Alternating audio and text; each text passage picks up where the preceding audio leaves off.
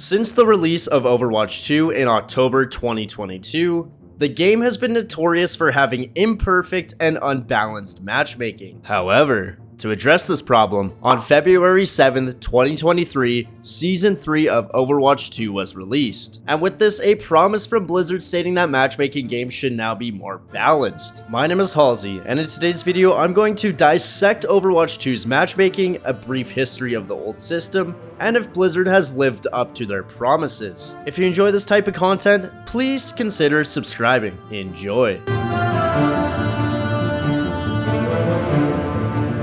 As described before, the matchmaking system in Overwatch 2 was extremely unbalanced, and there's a few reasons as to why that is. For the most part, I'd say around 80% of the games were predetermined. Every single game you queued into, it was either you gonna steamroll the enemy team or they were gonna steamroll you. Before this update, only about 20% of the games, if not less than that, actually mattered how you played. Besides that, the skill gap was literally too large that it was almost impossible to lose some of the games. And just to give you an idea of this, before the update that Blizzard released, I was getting golds in my master lobbies. Why am I getting brand new players in my games? It doesn't make any sense. So that was one of the key issues. On top of this, it also felt like you were just playing in an endless loop. Now for me, before the changes came in, getting to 7 wins was actually a lot of work. Oh, but Halzeey, it's just a skill issue. No, that's actually just how the system was designed. And not only this, when you did get to 7 wins, say for example you got to like 7-1, 7-2, more than half the time you'd just stay the exact same rank you were before. If I was like gold 3 for example, I got like 7-3 wins, I'd still remain gold 3, and a lot of people were experiencing this. There were literally reports of people getting grandmasters in their bronze games. Keep it a buck though, I wouldn't be surprised if that was the case with the old matchmaking system.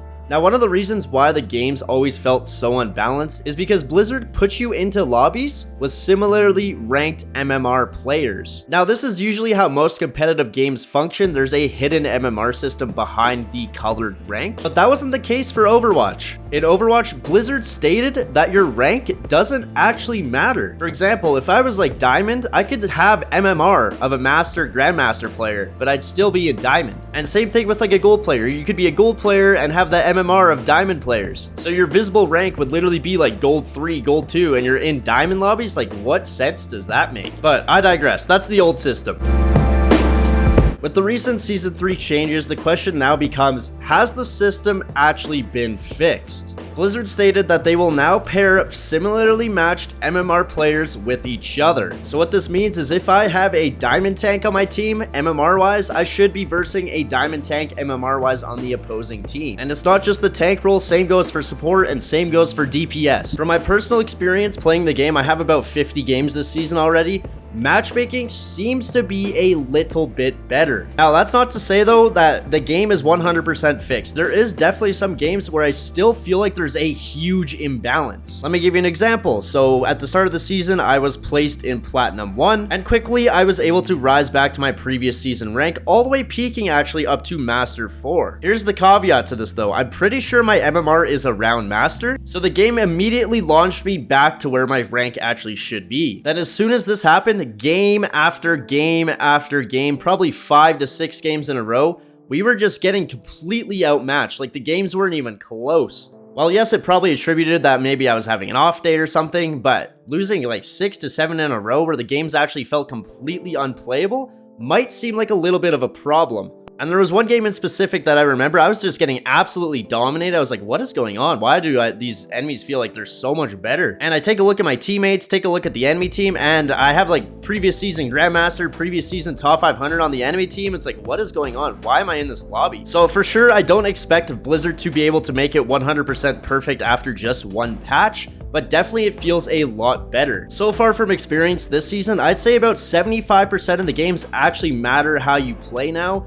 and then roughly 25% doesn't really matter how you play, they just feel like a stomp or the enemy team stomps you. And you know what? For a system that was so bad before, honestly, I'll take that switch. I'll take 75% of my games actually being playable now. Now, this 75% number is very subjective. It could be way different for you. You know, you could have 60% of your games feel completely unplayable, 90% of your games feel completely unplayable. But for me, up around Diamond Master area, about 75% I think would be a safe number to stick with. Now, I wanted to ask all you fellas, leave it up to the community. Do you think after the Season 3 patch is matchmaking fixed? And to literally no no surprise at all. 85% of you come in and say no, it's not fixed. Okay, I'm not gonna lie, I actually was pretty surprised by this. Like, I thought it was probably gonna be roughly 30%, 40% people saying yes, it is fixed. I personally think it's been okay. I haven't been having that terrible of an experience with the new matchmaking. Now, a pretty interesting comment sparked from this discussion post. He's saying, I feel like matchmaking has improved. I get matched with players in my skill more frequently compared to pre-com changes, but I still feel like that some games are either a roll or get rolled. Definitely a step in the right direction. I think this sums up the new matchmaking perfectly. For me, I'm experiencing the same things. It feels like I'm versing players that are equal to my skill level way more often, but in some games it still feels like you're either going to be getting stomped or stomping the enemy team, no in between. On top of this as well, I